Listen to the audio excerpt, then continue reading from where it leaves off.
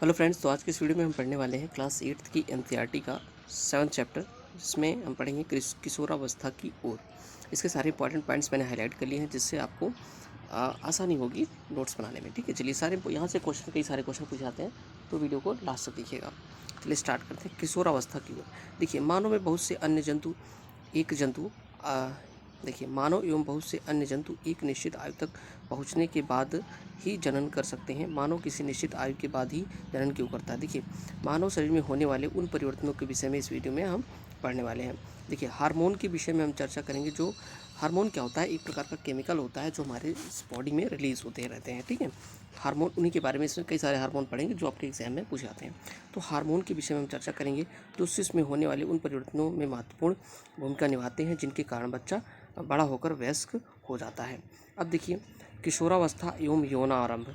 यहाँ पे देखिएगा कि देखेंगे आप, जो बच्चा होता है उसकी एक समय के बाद लंबाई एकाएक बढ़ जाती है। उसमें कुछ में तो मूछें आ जाती हैं। ठीक है, और इसमें देखिए, वृद्ध जन्म के समय से ही होने लगती है, परंतु 10 या 11 वर्ष की आयु के बाद वृद्ध में एकाएक तीव्रता आती है और वृद्धि साफ दिखाई देने लगती है। शरीर में होने वाले परिवर्तन वृद्धि प्रक्रिया का एक भाग है। इस बात को संकेत यह है कि आप बच्चे नहीं रहे, अब युवावस्था में आप आ चुके हैं, यानी कि शरीर में लगातार परिवर्तन होते रहते हैं। ठीक है, आगे पढ़ते हैं। वृद्धि एक प्राकृतिक प्रक्रम है। वृद्धि क्या है? एक प्राकृतिक प्रक्रम है। जीवन काल की यह अवधि जब शरीर में ऐसे परिवर्तन होते हैं जिसके परिणाम स्वरूप जनन परिपक्वता आती है, किशोरावस्था कहलाती है। यानी किशोरावस्था क्या होती है कि जीवन काल की वह अवधि जब शरीर में ऐसे परिवर्तन होते हैं जिनके परिणाम स्वरूप जनन परिपक्वता आती है, यानी कि जनन करने के लिए जब आपका शरीर तैयार हो जाता है तो उसे किशोरावस्था कहते हैं, एडोलसेंस कहते हैं। ठीक है, याद रखना, दोनों इंग्लिश और हिंदी दोनों में। किशोरावस्था का जो समय होता है लगभग 11 वर्ष की आयु से प्रारंभ होकर के 18 अथवा 19 वर्ष की आयु तक रहती है। यह अवधि क्योंकि अंग्रेजी की टीन जैसे 11, 12, 13, 14, 15, 16, 17, 18, 19 इस तरीके से होता है। इसलिए इस आयु के बच्चों को हम क्या कहते हैं? किशोरों को हम क्या बोलते हैं? टीनेजर्स बोलते हैं। क्या बोलते हैं? टीनेजर्स कहते हैं। लड़कियों में यह अवस्था लड़कों की अपेक्षा 1 या 2 वर्ष पूर्व प्रारंभ हो जाती है। किशोरावस्था की अवधि व्यक्तियों में भिन्न भिन्न होती है। तो यहाँ पे नोट करने वाला पॉइंट ये है कि कब से कब किशोरावस्था प्रारंभ होती है। साथ ही यहाँ पे आपको याद करना है, जो लड़कियाँ होती हैं उनमें किशोरावस्था की जो अवधि होती है वो 1-2 वर्ष पहले से ही प्रारंभ हो जाती है। ठीक है, किशोरावस्था के दौरान मनुष्य में अनेक परिवर्तन आते हैं। यह परिवर्तन यौनारंभ का संकेत है। इनमें से सबसे महत्वपूर्ण परिवर्तन है कि लड़के एवं लड़कियों की जनन क्षमता का विकास होता है। किशोरावस्था की जनन परिपक्वता के साथ यौनारंभ भी समाप्त हो जाता है। चलो, यौनारंभ में होने वाले परिवर्तन कौन कौन? लंबाई में वृद्धि होती है। लंबाई में एकाएक वृद्धि यौनारंभ के दौरान होने वाला सबसे अधिक दृष्टिगोचर परिवर्तन है। इस समय शरीर की लंबाई अस्थि अर्थात हाथ और पैर की अस्थियों में लंबाई में वृद्धि होती है और व्यक्ति लंबा हो जाता है। ठीक है, अब देखिए यहाँ पे आगे पॉइंट देखते हैं क्या है। आगे पॉइंट आपका ये है कि प्रारंभ में लड़कियों की अपेक्षा अधिक तीव्रता से बढ़ती है, परंतु लगभग 18 वर्ष की आयु तक दोनों अपनी अधिकतम लंबाई प्राप्त कर लेते हैं। अलग अलग व्यक्ति की लंबाई में वृद्धि भी भिन्न भिन्न तरह से होती है। कुछ यौनारंभ में तीव्र गति से बढ़ते हैं तथा बाद में धीमी गति हो जाती है, जबकि कुछ धीरे धीरे वृद्धि करते हैं। उसके बाद आगे देखते हैं, शरीर के सभी अंग समान दर से वृद्धि नहीं करते हैं। कभी कभी किशोर के साथ हाथ और पैर शरीर के अन्य अंगों की अपेक्षा बड़े दिखाई देते हैं, परंतु शीघ्र ही दूसरे भाग भी वृद्धि कर शारीरिक अनुपात को सम्मिलित कर लेते हैं। फलतः शरीर सुडौल हो जाता है। व्यक्ति की लंबाई उसके परिवार के किसी न किसी सदस्य की लंबाई के समान होती है। इसका कारण यह है कि लंबाई माता पिता से प्राप्त जीन पर निर्भर करती है, परंतु वृद्धि के इन वर्षों में उचित प्रकार का संतुलित आहार आवश्यक है। यह अस्थियों, पेशियों एवं शरीर के अन्य भागों को सही ढंग से वृद्धि करने हेतु पर्याप्त पोषण एवं सहायता करता है। आप किशोर की पोषक आवश्यकताओं के विषय में पढ़ेंगे। तो हमारे शरीर को जो डेवलपमेंट होता है, जो ग्रोथ होती है हमारे शरीर में, उसके लिए क्या होता है, हमें उचित आहार लेना चाहिए। ठीक है, शारीरिक आकृति में परिवर्तन हम देखते हैं। देखिए, यौनारंभ में प्रवेश कर चुका है। देखो इसका प्रमाण क्या है? जब वृद्धि के कारण कंधे फैलकर चौड़े हो जाते हैं। लड़कियों में कमर का निचला भाग चौड़ा हो जाता है। वृद्धि के कारण लड़कों में सारी पेशियां लड़कियों की अपेक्षा सुस्पष्ट एवं गठी दिखाई देती हैं। अतः किशोरावस्था के दौरान लड़कों एवं लड़कियों में होने वाले परिवर्तन अलग अलग हैं। स्वर में परिवर्तन होता है। देखिए किस प्रकार से। देखिए, यौनारंभ में स्वर तंत्र अथवा जैसे लैरिंक्स कहते हैं में वृद्धि प्रारंभ हो जाती है। लड़कों का स्वर तंत्र विकसित होकर अपेक्षाकृत बड़ा हो जाता है। लड़कों में बढ़ता हुआ स्वरतंत्र गले के सामने, यहाँ पे मैं आपको फिगर दिखाता हूँ, ये देखेंगे आप, यहाँ पे आप देख सकते हो कि गले के सामने ये उभरा हुआ भाग दिखाई देता है, इसे एडम्स एप्पल कहते हैं। क्या कहते हैं? एडम्स एप्पल कहते हैं। तो की ओर सुस्पष्ट उभरे भाग के रूप में दिखाई देता है, जिसे हम एडम्स एप्पल कहते हैं या कंठमणि कहते हैं। लड़कों में स्वर यंत्र अपेक्षाकृत छोटा होता है, अतः बाहर से समानता दिखाई नहीं देता है। समान लड़कियों का स्वर उच्च तारत वाला होता है, जबकि लड़कों का स्वर गहरा होता है। किशोर लड़कों में कभी कभी स्वतंत्र की पेशियों में अनियंत्रित वृद्धि हो जाती है, से आवाज़ फटने या भर्राने लगती है। यह स्थिति कुछ दिनों के बाद कुछ समाप्त हो जाती है। देखिए यहाँ पे बताया गया है कि जो लड़कियाँ होती हैं उनमें स्वरयंत्र जो होता है अपेक्षाकृत छोटा होता है। ठीक है, लड़कियों की आवाज़ जो होती है उच्च तारत की होती है, यानी कि मधुर थोड़ा होती है, और लड़कों की जो आवाज़ होता है उस स्वर उनका क्या होता है? गहरा होता है। ठीक है, ये बात है। यहाँ पे स्वरतंत्र आप देख रहे हैं। आप देखिए स्वेद एवं तैली ग्रंथियों में वृद्धि। देखिए किशोरावस्था में स्वेद और तैली ग्रंथियों का स्राव बढ़ जाता है। इन ग्रंथियों की अधिक क्रियाशीलता के कारण कुछ देखो स्वेद तैली ग्रंथियाँ तथा लार ग्रंथि जैसी कुछ ग्रंथियाँ अपना स्राव वाहियों द्वारा स्रावित करती हैं। अंतःस्रावी ग्रंथियों हार्मोन को सीधे रुधिर प्रवाह में निर्मोचित करती हैं, इसलिए इन्हें नलिका विहीन ग्रंथियाँ भी कहते हैं। देखो कुछ ग्रंथियाँ ऐसी होती हैं जो नलिकाओं द्वारा स्राव करती हैं, ठीक है, और कुछ ऐसी होती हैं जो अपना जो उनका हार्मोन होता है वो सीधे वो रक्त में छोड़ देती हैं।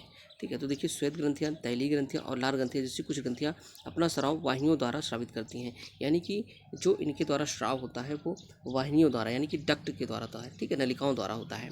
और कुछ ऐसी होती हैं जो अंतःस्रावी होती हैं।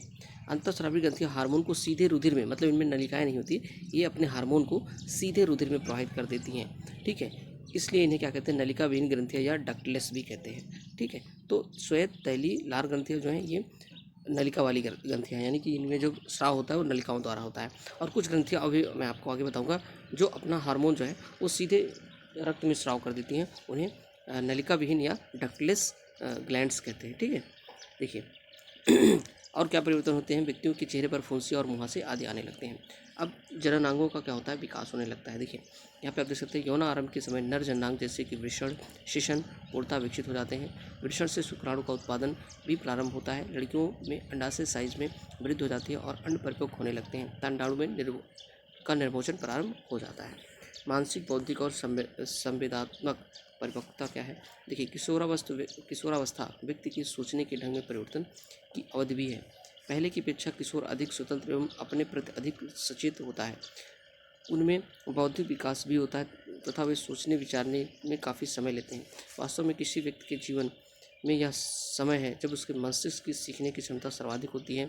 कभी कभी यद्यपि किशोर शारीरिक एवं मानसिक परिवर्तनों के प्रति अपने आप को ढालने हेतु प्रयास करता हुआ स्वयं को असुरक्षित महसूस करता है, परंतु किशोर होने के नाते आपको समझना चाहिए कि असुरक्षित महसूस करने का कोई कारण नहीं है। ये परिवर्तन प्राकृतिक है जो शारीरिक वृद्धि के कारण उत्पन्न होते हैं। अब देखिए गौण लैंगिक लक्षण क्या होते हैं? देखिए वृषण एवं अंडाशय जनन अंग है। ये उमक अर्थात शुक्राणु एवं अंडाणु उत्पन्न करते हैं। युवावस्था में लड़कियों में स्तनों का विकास होने लगता है तथा लड़कों के चेहरे पर बाल उगने लगते हैं अर्थात दाढ़ी मूछें आने लगती हैं। ये लक्षण क्योंकि लड़कियों को लड़कों से पहचानने में सहायता करती हैं, अतः इन्हें गौण लैंगिक लक्षण कहते हैं। ठीक है, जो लक्षण मैंने आपको ऊपर यहाँ पे बताए ये इनको क्या बोलते हैं? गौण लैंगिक लक्षण बोलते हैं। ठीक है, और उसके बाद इसमें कुछ और चेंजेस जो आते हैं वो मैं आपको बताता हूँ यहाँ से। ठीक है, तो लड़कों के सीने पर भी बाल आते हैं। लड़कों एवं लड़कियों दोनों में ही बाल बगल एवं जांघ के ऊपरी भाग अथवा प्यूबिक क्षेत्र में भी बाल आ जाते हैं। बूझो और पहली दोनों यह जानना चाहते हैं कि यौनावस्था से प्रारंभ होने पर परिवर्तनों का आरंभ कौन करता है? देखो किशोरावस्था में होने वाले परिवर्तन हार्मोन द्वारा नियंत्रित होते हैं। ये आपके लिए इंपॉर्टेंट पॉइंट है कि जो परिवर्तन होते हैं वो किसके द्वारा नियंत्रित होते हैं? हार्मोन के द्वारा। हार्मोन क्या होते हैं? रासायनिक पदार्थ हैं जो अंतःस्रावी ग्रंथियों अथवा अंतःस्रावी तंत्र द्वारा स्रावित किए जाते हैं। अंतःस्रावी ग्रंथियाँ क्या होती हैं? जो कि अपना हार्मोन सीधे ब्लड को देती हैं और वहाँ से ब्लड द्वारा वो जहाँ पे उसका स्थान होता है वहाँ पे पहुँच जाता है। इनमें कोई नलिका नहीं होती, डक्टलेस होती हैं। ठीक है, अंतःस्रावी तंत्र द्वारा स्रावित किए जाते हैं। यौन आरंभ के साथ ही वृषण, पौरुष हार्मोन तथा टेस्टोस्टेरोन का स्रवण प्रारंभ हो जाता है। तो याद रखना पुरुष हार्मोन क्या होता है? टेस्टोस्टेरोन होता है। टेस्टोस्टेरोन जो होता है वो पुरुष हार्मोन होता है, पूछा जाता है। ठीक है। टेस्टोस्टेरोन क्या होता है? पुरुष हार्मोन होता है। यौनारंभ के साथ ही वृषण पौरुष हार्मोन अथवा टेस्टोस्टेरोन का स्रावण प्रारंभ कर देता है। यह लड़कों में परिवर्तन का कारक है, जिसके बारे में आपने अभी अभी पढ़ा है। उदाहरण के लिए चेहरे पर आने वाले बाल। लड़कियों में यौनारंभ के साथ ही अंडाशय स्त्री हार्मोन यानी कि एस्ट्रोजन, याद रखना। टेस्टोस्टेरोन क्या है? पुरुष हार्मोन है, ठीक है। और जो एस्ट्रोजन है वो क्या है? स्त्री हार्मोन है। स्त्री हार्मोन एस्ट्रोजन उत्पादित करना प्रारंभ कर देता है, जिससे स्तन विकसित हो जाते हैं। दुग्ध स्रावित ग्रंथियाँ अथवा दुग्ध ग्रंथियाँ स्तन के अंदर विकसित होती हैं। इन हार्मोन के उत्पादन का नियंत्रण एवं अन्य हार्मोन द्वारा किया जाता है, जो कि पीयूष ग्रंथि अथवा पिट्यूटरी ग्रंथि द्वारा स्रावित होते हैं। तो यहाँ पे याद रखो, पुरुषों में टेस्टोस्टेरोन और महिलाओं में एस्ट्रोजन, जो ये हार्मोन निकलते हैं, इनका जो नियमन होता है, ठीक है, जो इनको नियमित किया जाता है वो किसके द्वारा किया जाता है? तो वो किया जाता है आपका पीयूष ग्रंथि अथवा पिट्यूटरी ग्लैंड के द्वारा, ठीक है। पीयूष ग्रंथि या पिट्यूटरी ग्लैंड द्वारा किया जाता है, इसको याद रखना। जनन प्रकार प्रारंभ करने में हार्मोन की भूमिका। देखिए, अंतःस्रावी ग्रंथियाँ हार्मोन रुधिर प्रवाह में स्रावित करती हैं। मैंने आपको बताया ना कि जो अंतःस्रावी ग्रंथियाँ होती हैं, इनके पास नलिका नहीं होती है, ये रुधिर में अपना हार्मोन स्रावित कर देती हैं, जिससे यह शरीर के विशिष्ट भाग अथवा लक्ष्य स्थल तक, जहाँ पर उसको जरूरत होती है, लक्ष्य स्थल तक हार्मोन के प्रति अनुक्रिया करता है। हमारे शरीर में अनेक अंतःस्रावी ग्रंथियाँ हैं। वृषण एवं अंडाशय लैंगिक हार्मोन स्रावित करते हैं। वृषण और जो हार्मोन होते हैं, ये क्या होते हैं? लैंगिक हार्मोन स्रावित करते हैं। हार्मोन गौण लैंगिक लक्षणों के लिए उत्तरदायी हैं। लैंगिक हार्मोन भी पीयूष ग्रंथि द्वारा स्रावित हार्मोन के नियंत्रण में है। तो जो पिट्यूटरी ग्लैंड होती है, पीयूष ग्रंथि होती है, जो उसे हार्मोन वही जो है इन सब का क्या करती है? नियमन करती है, ठीक है। पीयूष ग्रंथि अनेक हार्मोन स्रावित करती है। इनमें से एक हार्मोन अंडाशय में अंडाणु एवं वृषण में शुक्राणु को परिपक्व होने के लिए नियंत्रित करता है, ठीक है। कई सारे हार्मोन निकलते हैं पीयूष ग्रंथि से, जो सभी का नियमन करती है। पीयूष ग्रंथि से स्रावित हार्मोन क्या करते हैं? जननांगों को टेस्टोस्टेरोन पुरुष नर में तथा एस्ट्रोजन स्त्रियों में स्रावित करने के लिए उद्दीपित करता है। जो पीयूष ग्रंथि हार्मोन निकलता है वो उद्दीपित करता है, यानी कि उनको प्रेरित करता है। आगे चलते हैं। स्त्री प्रवाह में देखो, रुधिर प्रवाह में स्रावित किया जाता है तथा शरीर के विभिन्न भागों लक्ष्य स्थल तक पहुँच जाता है। तो जो ये हार्मोन होता है, ये क्या होता है? रुधिर प्रवाह में, यानी कि नलिकाओं द्वारा नहीं, सीधे ब्लड में इसको डाला जाता है और वो अपने लक्ष्य स्थल तक पहुँच जाती है। यौन आरंभ के समय शरीर में परिवर्तनों को उद्दीपित करता है, यानी कि बढ़ाता है, ठीक है। देखो, पहली और बूझो यह समझ गए हैं कि यौन आरंभ व्यक्ति में जनन अवधि का प्रारंभ है, जब व्यक्ति जनन की क्षमता प्राप्त करता है। परंतु वे जानना चाहते हैं कि क्या जन्म काल एक बार प्रारंभ होने के बाद जीवन पर्यंत तक चलता रहता है या कभी समाप्त भी होता है। तो देखो, मानव में जनन काल की होती है, यानी कितने समय तक आप जनन कर सकते हैं। जब किशोरों की विषमता अंडाशय युग्मक उत्पादित करने लगते हैं, तब वे जनन के योग्य हो जाते हैं। युग्मक की परिवर्तकता एवं उत्पादन की क्षमता पुरुषों स्त्रियों की अपेक्षा अधिक अवधि तक रहती है, यानी कि पुरुषों में ज़्यादा समय तक जनन क्षमता रहती है, स्त्रियों में कम समय तक। स्त्रियों में यौन आरंभ का प्रारंभ 10 से 12 वर्ष की आयु में हो जाता है तथा समानता 45 से 50 वर्ष की आयु तक चलता रहता है। यौन आरंभ पर अंडाणु परिपक्व होने लगते हैं। अंडाणुओं में एक अंडाणु परिपक्व होता है तथा लगभग 28 से 30 दिन के अंतराल पर किसी एक अंडाशय द्वारा निर्मोचित होता है। इस अवधि में गर्भाशय की दीवार मोटी हो जाती है, जिससे वह अंडाणु की निषेचन के पश्चात युग्मज को ग्रहण कर सके। इसके फलस्वरूप गर्भधारण होता है। यदि अंडाणु का निषेचन नहीं हो पाता, तब इस स्थिति में अंडाणु एवं गर्भाशय का मोटा स्तर उसके रुधिर वाहिकाओं सहित निस्तारित हो जाता है। इससे स्त्रियों में रक्त स्राव होता है। इसे ऋतुस्राव अथवा रजोधर्म कहते हैं, जो मंथली उनका साइकिल होता है वो, ठीक है।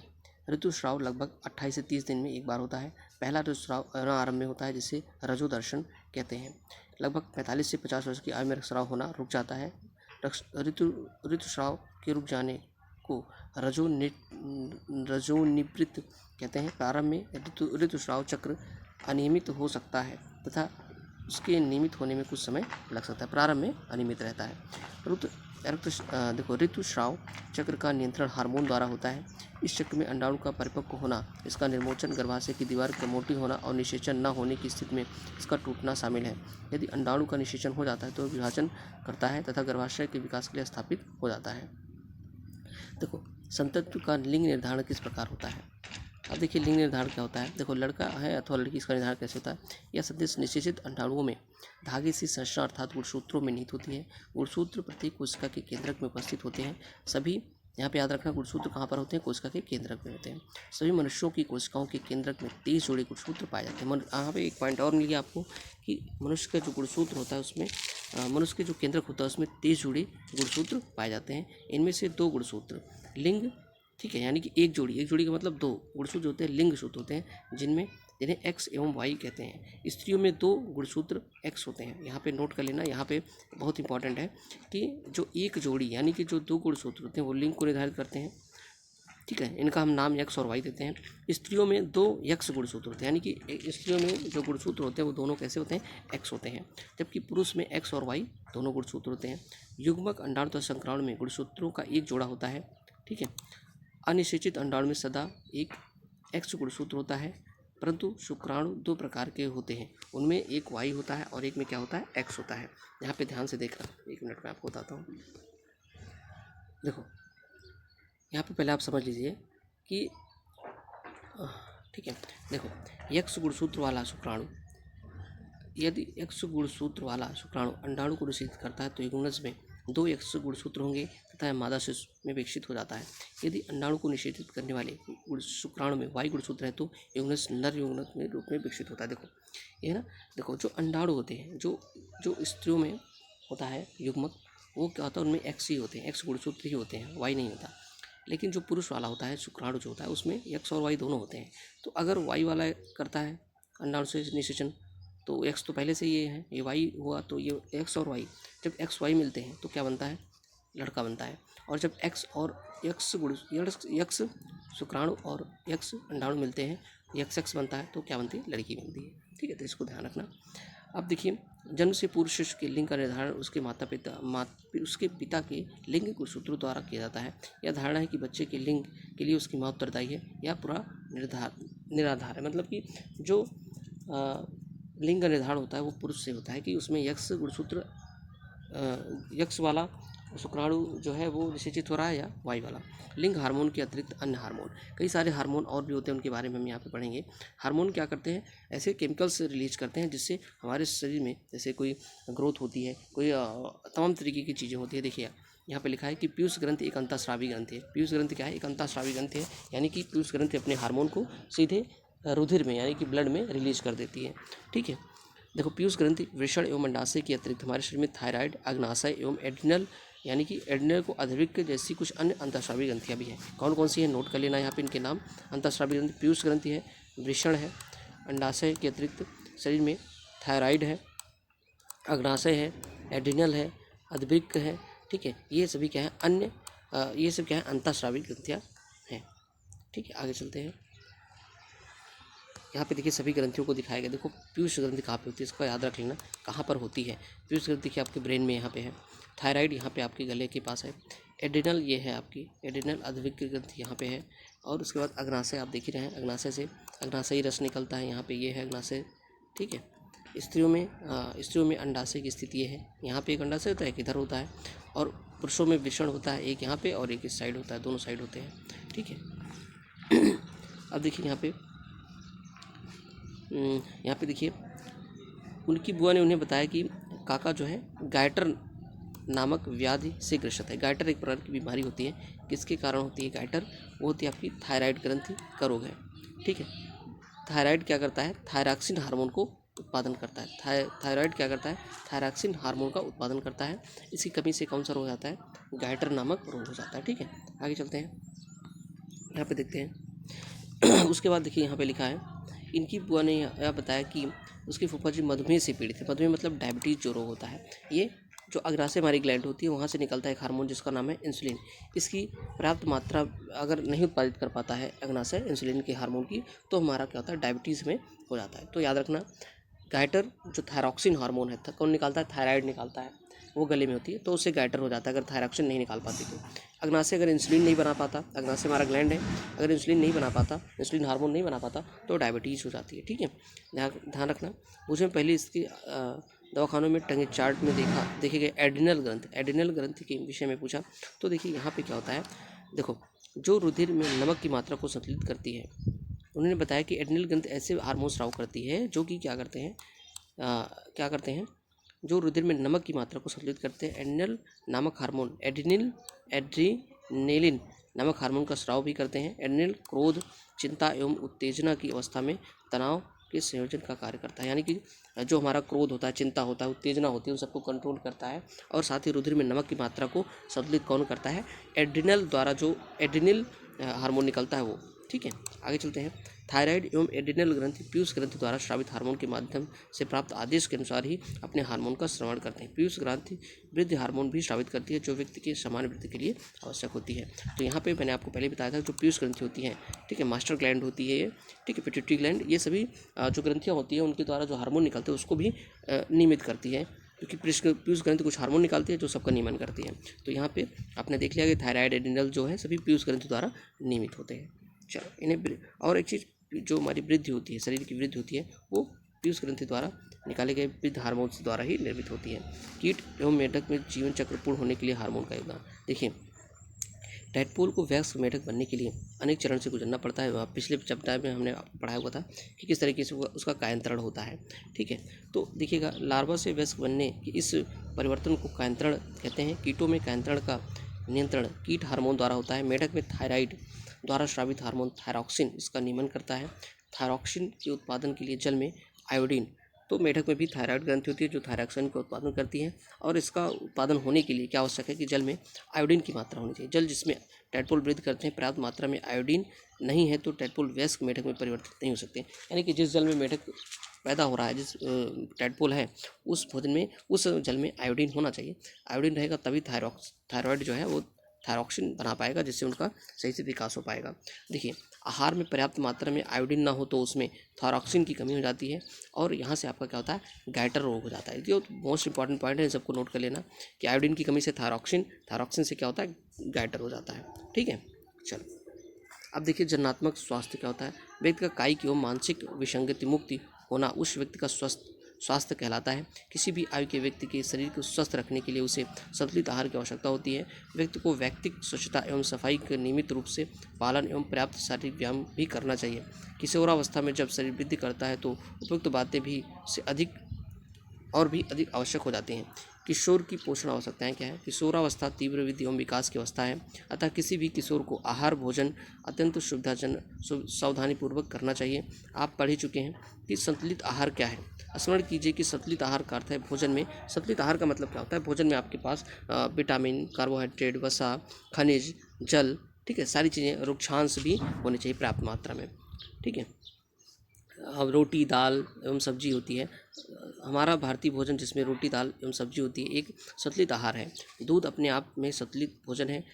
फल भी इसमें पोषण देते हैं। शिशुओं को माँ दूध से संपोषण मिलता है जिससे उन्हें ज़रूरत होती है। लोहा तत्व जो होता है रुधिर निर्माण करता है। लोहा प्रचुर खाद्य जैसे कि पत्तीदार सब्जी, गुड़, मांस, संतरा, आंवला इत्यादि किशोर के लिए अच्छे खाद्य होते हैं। ठीक है, भोजन के खाद्य पदार्थों की जांच कीजिए, क्या भोजन संतुलित एवं पोषक है। अब देखिए यहाँ पे जैसे भोजन में क्या होना चाहिए, दूध, मांस, जो कुछ लोग दूध मांस खाते हैं उसमें भी पोषक होता है, हमें प्रोटीन मिलता है। ठीक है, आगे देखते हैं। अब यहाँ पे पोषक भोजन के बारे में बताया गया है। व्यक्तिगत स्वच्छता क्या होती है? प्रत्येक व्यक्ति को प्रतिदिन स्नान करना चाहिए। किशोरों के लिए तो और भी आवश्यक होता है क्योंकि श्वेत ग्रंथियों अत्यधिक क्रियाशील होती हैं जिनमें पसीना वगैरह बहुत आता है। अब देखिए, हमें क्या करना चाहिए? शरीर के सभी भागों को स्नान करते समय भली भांत से धोकर रखना चाहिए। यदि सफाई नहीं रखी गई तो जीवाणु संक्रमण होने का खतरा रहता है। लड़कियों को स्राव के समय सफाई का विशेष ध्यान देना चाहिए। और जो उनका मन साइकिल होता है उसमें उन्हें क्या करना चाहिए? साफ सैनिटरी नैपकिन अथवा घर से तैयार किए गए अच्छे कपड़े का प्रयोग करना चाहिए। आवश्यकता अनुसार 4-5 घंटे में नैपकिन अथवा घर पे तैयार किए गए पैड को बदल लेना चाहिए। शारीरिक व्यायाम, टहलना, खेलना, कूदना, शारीरिक व्यायाम वगैरह करनी चाहिए। ठीक है, कुछ जो भ्रांतियाँ हमारे बीच है वो उसको हम समझ लेते हैं। उसको क्या क्या है? असत्य हैं जो भ्रांतियाँ। ऋतुस्राव यानी मन साइकिल के समय यदि कोई लड़की किसी लड़की को देखती है तो गर्भवती हो जाती है, ये गलत है। संतान के लिंग के लिए उसकी माँ उत्तरदायी होती है, ये भी गलत है। पुरुष उत्तरदायी होता है क्योंकि जो माँ होती है उसमें XX सूत्र पाए जाते हैं, पुरुष में X और Y दोनों पाए जाते हैं।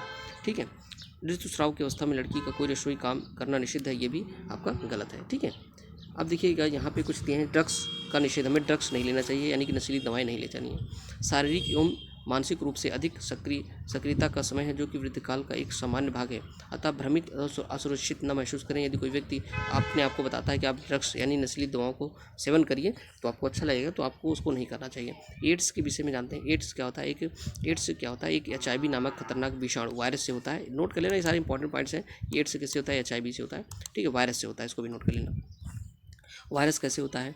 देखो, पहला, जैसे मान लो कि कोई अगर माँ है वो HIV उसको है, तो अपने बच्चे को दूध पिलाएगी तो उसको भी HIV हो जाता है। साथ ही जो है यौन संबंध बनाने से भी HIV फैलता है। साथ ही अगर मान लो कोई इंजेक्शन है वो एक व्यक्ति को लगा है जो कि HIV से पीड़ित है, और वही इंजेक्शन दूसरे व्यक्ति को लग जाता है तो भी उसको HIV हो जाती है। ठीक है, तो किशोर द्वारा गर्भाधारण के बारे में हम पढ़ते हैं। देखिए, 18 वर्ष एवं लड़कों के लिए 21 वर्ष है, जो शादी की कानूनी आयु है वो इतनी है।